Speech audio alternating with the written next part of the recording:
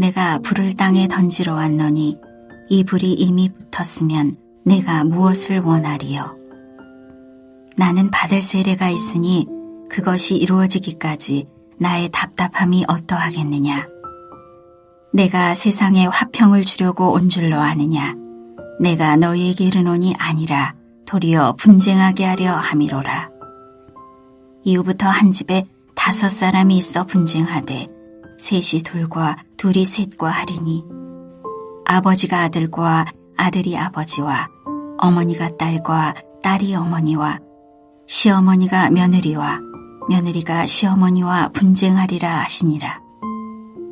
또 무리에게 이르시되 너희가 구름이 서쪽에서 이는 것을 보면 곧 말하기를 소나기가 오리라 하나니 과연 그러하고 남풍이 부는 것을 보면 말하기를 심히 더우리라 하나니 과연 그러하니라.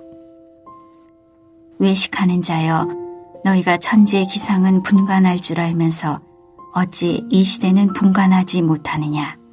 또 어찌하여 옳은 것을 스스로 판단하지 아니하느냐.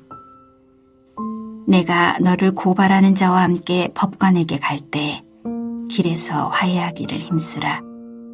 그가 너를 재판장에게 끌고 가고 재판장이 너를 옥졸에게 넘겨주어 옥졸이 옥에 가둘까 염려하라. 내게 이르노니 한 푼이라도 남김이 없이 갚지 아니하고서는 결코 거기서 나오지 못하리라 하시니라.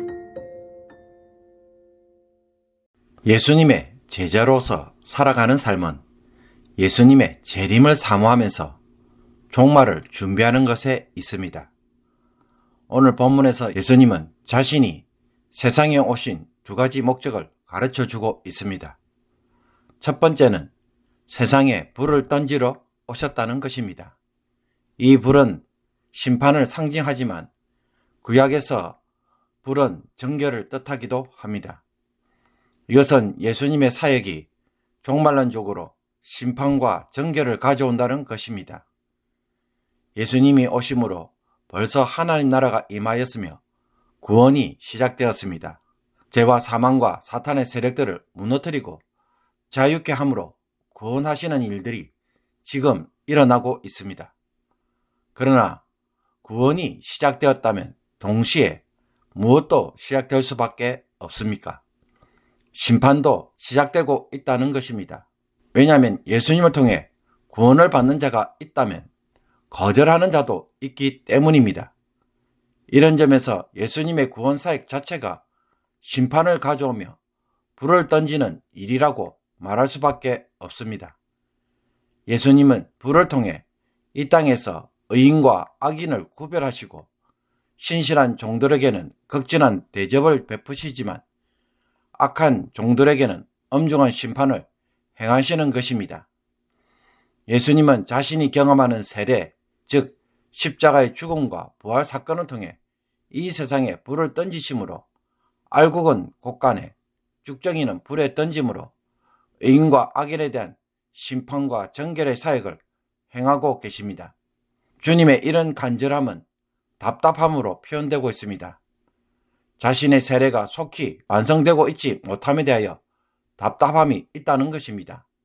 그리고 예수님이 이 세상에 오신 2번째 목적은 화평이 아닌 분쟁케 하려고 오셨다고 말합니다.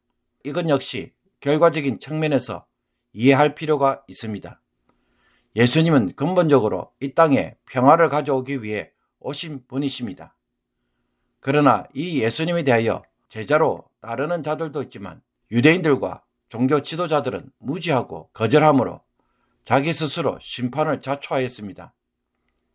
제자들과 예수님을 거절하는 세상과는 필연적으로 분쟁할 수밖에 없는 것입니다. 그 분쟁은 가정에서부터 시작되고 확장됩니다.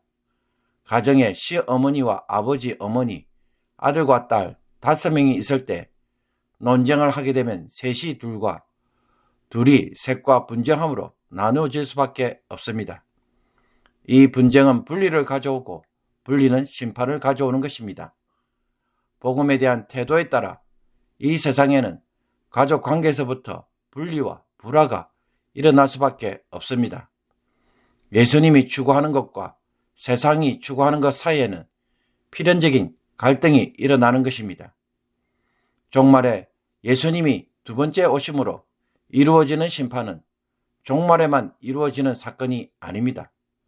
벌써 심판도 구원의 이면 사역으로 실행되고 있으며 그 판결이 최종적으로 선포되는 날이 종말입니다. 한국에서 그동안 헌법재판소가 대통령의 탄핵에 대하여 여러 번 심리 과정을 거치며 재판하였습니다. 재판을 벌써 시행했지만 마지막으로 판결이 나와야 모든 것이 확정이 됩니다. 종말에 있을 심판이 바로 이 판결이라고 할 수 있습니다. 그러므로 종말에 가서 내가 예수님을 잘 믿으면 구원을 받지 않을까라는 생각은 어리석은 생각이고 일어날 수 없는 사건입니다. 예수님의 구원에 대하여 내가 지금 어떻게 살아가는가가 나의 미래를 결정짓고 있기 때문입니다. 그러므로 종말을 바라보고 살지 않는다면 그 사람은 온전한 예수님의 제자라고 말할 수 없을 것입니다. 그때 어떤 선고를 받을지 지금부터 준비해야 하는 것입니다. 이 말씀을 하신 예수님은 이제 무리들에게 말씀을 전합니다. 예수님은 무리들에 대하여 외식하는 자여 라고 말하고 있습니다. 바리새인들과 같이 이들 역시 예수님에 대하여 무지하기 때문입니다. 유대인들은 서풍이 지중해 습기를 머금고 구름으로 몰려오면 소나기를 예상합니다. 남풍이 불면 네겝의 사막에 뜨거운 공기가 올라올 것을 예상합니다. 기상현상에 대한 지식을 가지고 예측하는 것입니다.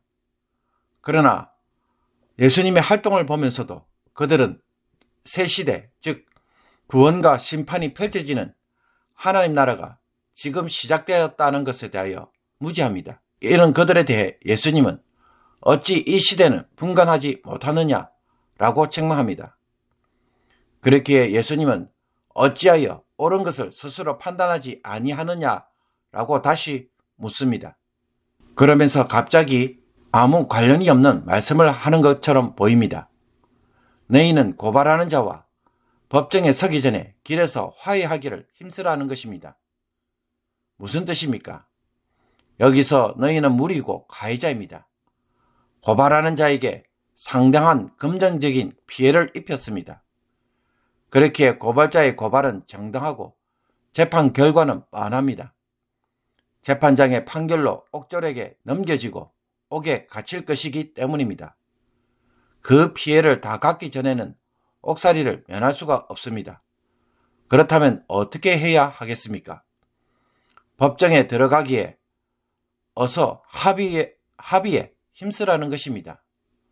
무엇이 옳은 행동인지 판단해 보라는 것입니다.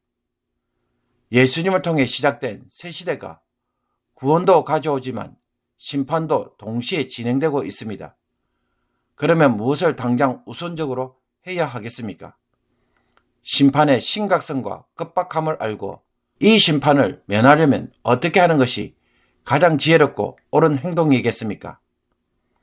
그러나 안타깝게도 그들은 하늘로부터 오는 표적을 구하면서도 표적이신 예수님을 믿고 그분의 제자가 되는 일은 거부하였습니다. 지금 예수님은 예루살렘으로 향하는 길 위에 계십니다. 예수님이 재판정에 들어가면 때는 이미 늦습니다. 예수님과 빨리 화해를 하지 않는다면 그들은 예수님을 대적한 자로 남게 될 것입니다. 그러므로 주님의 심판은 나의 삶의 먼 훗날이나 혹은 종말에 일어날 사건이 아닙니다.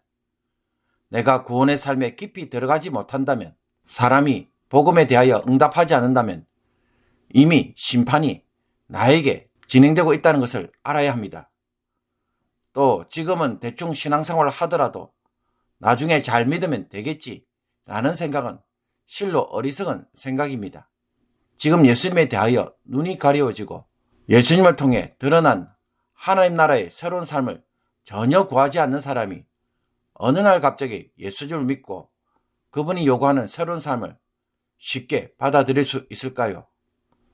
미루고 미루는 만큼 그 마음도 더 강팍해지기에 훨씬 더 어렵습니다. 시멘트 계단의 하나가 부서져서 누가 보수를 한다고 시멘트를 사와서 물을 넣고 개어 놓았습니다. 부으려고 하니 시멘트를 고정할 부분이 없어서 그것을 만든다고 하루를 다 보냈습니다. 그러면 미리 만들어 놓은 시멘트 반죽은 어떻게 됩니까? 나중에 사용할 수 있습니까? 딱딱해져서 사용할 수가 없습니다. 예수님은 당장 길에서 화해하라고 촉구합니다. 시간이 지나면 지날수록 자기에게 불리해집니다. 그러니 전도는 지금 해야 하는 일이고 믿는 일도 지금 해야 할 일입니다. 그리고 예수님을 통해 임한 하나님 나라의 삶에 들어오지 않고 주변을 맴도는 삶 역시 외식의 삶이며 심판으로 나아가는 길입니다. 예수님을 통해 시작된 새 시대를 맞이하지 않는다는 것은 여전히 옛 시대에 살겠다는 것이고 그 삶은 불의한 세상을 즐기고 싶다는 것입니다. 하나님 나라를 구하면서도 정작 옛 시대 안에 머물고 있다면 그것이 외식이 아니고 무엇이겠습니까? 세상과 교회를 오가며 다니는 신앙이 아니라 이 세상에서 하늘에 속한 자로 살아가는 법을 열심히 배워가는 자가 신실한 종이고 예수님의 제자이며 의인입니다. 이것을 자꾸 미루면 그 마음이 어떻게 되겠습니까? 나중에 주님을 뜨겁게 사랑할 수 있을까요? 사랑하는 성도 여러분, 아직도 예수님을 통해 하나님 나라가 시작된 것조차 모르고 세상에 미련을 가지고 살아가고 있다면 속히 회개하고 이제는 시대를 분별하는 자가 되기를 원합니다. 내 마음에 불이 던져질 때 여러분의 선택은 무엇입니까? 마음의 분쟁에서 여러분은 어떤 자리에 서 있습니까? 하나님 나라 안에 벌써 들어와서 이제는 그 삶을 강구함으로 살아감으로 여러분의 마음에 불과 분쟁이 아닌 평화와 기쁨이 충만하기를 주님의 이름으로 축복합니다. 기도드리겠습니다. 주님이 오심으로 벌써 구원하시는 일이 시작되고 하나님 나라의 은혜를 누리며 죄와 사망과 사탄의 권세로부터 자유케 하심을 감사드립니다. 주님을 통해 하나님 나라의 새로운 삶, 구원의 삶, 자유의 삶을 이 세상에서 누리며 살아가게 하옵소서. 주님을 통해 새 시대가 벌써 임하였음을 모르고 무지한 자가 되어서 외식하다가 스스로 망하는 자가 되지 않게 하옵소서. 감옥에서 동전 하나까지 갚지 못함으로 평생을 옥살이하는 미련한 자가 되지 않게 하옵소서. 하오니 이제라도 예수님의 제자가 되는 것을 기뻐하게 하시며 예수님의 제자의 삶이 무엇인지 열심히 배우고 심판이 아닌 하나님의 잔치에 참여하는 귀한 성도들이 되게 하옵소서. 예수 그리스도의 이름으로 기도합나이다. 아멘.